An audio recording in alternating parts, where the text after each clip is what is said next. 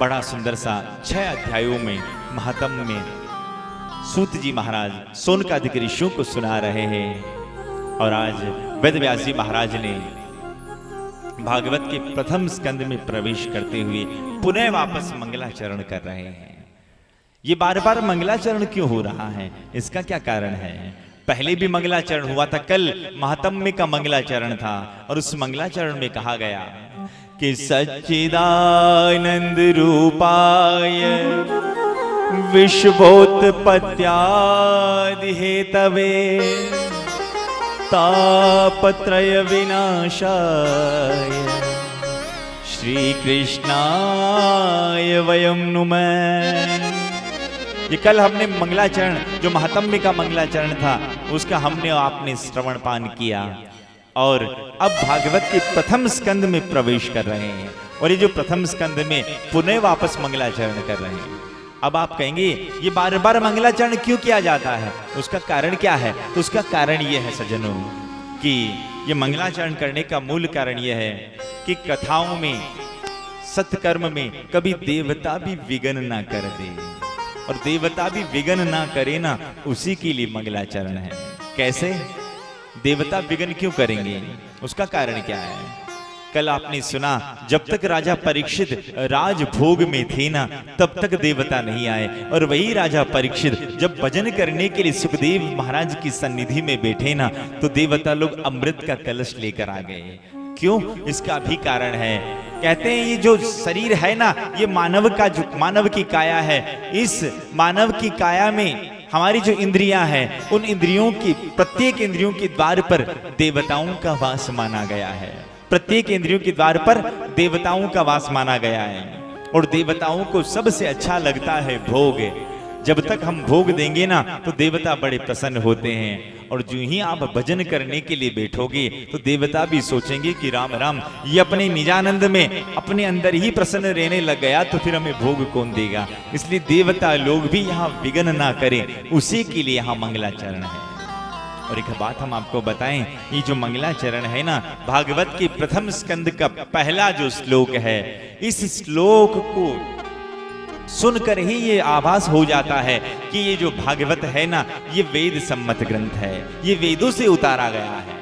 क्यों? क्योंकि इस मंगलाचरण में कभी भी किसी देवता का नाम नहीं लिया गया है, किसी भी देवता का नाम नहीं लिया है वेद व्यास जी महाराज ने इस पहले ही मंगलाचरण में। और ये मंगलाचरण का अर्थ क्या होता है?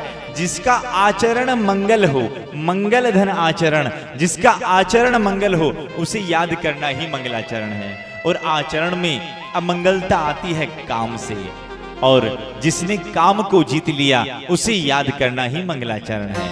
और भगवान कृष्ण ने काम को जीता है, भगवान राम ने काम को जीता है, भगवान भोले ने काम को जीता है, इन सब को याद करना ही मंगलाचरण है। तो आइए ना, इस भागवत के प्रथम स्कंद की प्रथम श्लोक के उस मंगलाचरण को थोड़ा आप और हम गुनगुनाएं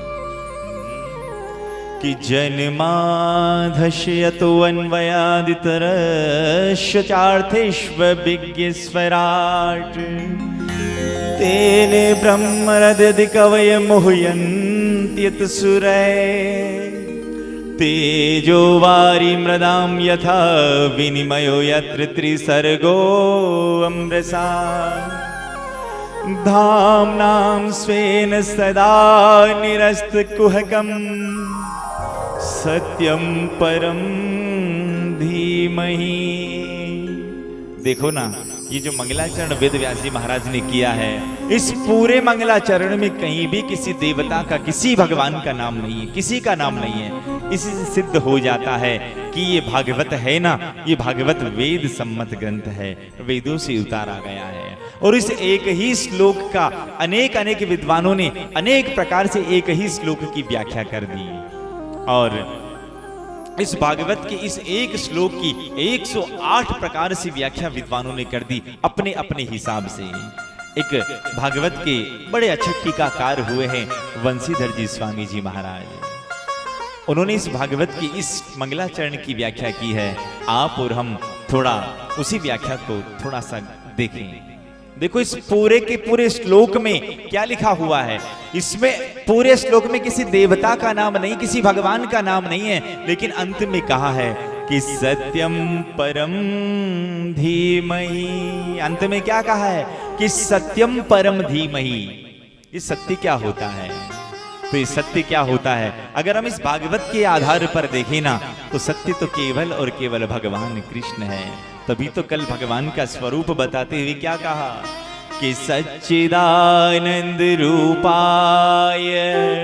भगवान का स्वरूप क्या है? सत्य। माने सत्य कौन है? भगवान कृष्ण है। अरे जब भगवान का अवतार होने वाला होता है ना, तो सारे के सारे देवता भी भगवान को एक ही नाम से बुलाते हैं कि सत्यव्रतम सत्य परम सत्यम सत्य से योनिम च सत्य। भगवान को सत्य नाम से ही बुलाते हैं कि हे सत्य, हे त्रिकालावाद्य सत्य आप हैं, प्रभु आप पधारिए। तो कहने का भाव क्या है? सत्य क्या है? भगवान कृष्ण ही सत्य है। और भगवान कृष्ण के बारे में कहा है, और वो भगवान कैसे हैं कि जन्माधश्यतो अन्वयादितश्वचार्थेष्व विज्ञ स्वराट। हमारा इस धरती पर आना और जाना पराधीन है। हम माया के अधीन होकर इस धरती पर आते हैं, पर ये भगवान जब भी धरती में आते हैं ना, धरती पर आते हैं तो माया को अधीन करके फिर भगवान धरती पर आते हैं। भगवान माया को अधीन करके आते और माया के अधीन होकर हम धरती पर आते हैं कि जन्माधश्यतो अन्वयादितश्वचार्थेष्व विज्ञ स्वराट। भगवान का आना और जाना दोनों स्वाधीन है। भगवान आने और जाने में स्वतंत्र है। और देखो ना, ये भगवान जब धरती पर आते हैं ना, तो अपनी तो बात छोड़ो, इस धरती को बनाने वाले ब्रह्मा बाबा है, वो ब्रह्मा बाबा भी आश्चर्यचकित हो जाते हैं कि तेने ब्रह्म हृदय कवय मोहयन्त्यत सुरय। अरे अपनी तो बात छोड़ो, इस धरती को बनाने वाले ब्रह्मा जी है ना, वो ब्रह्मा बाबा भी भगवान की लीला को देखकर मोहित हो जाते हैं।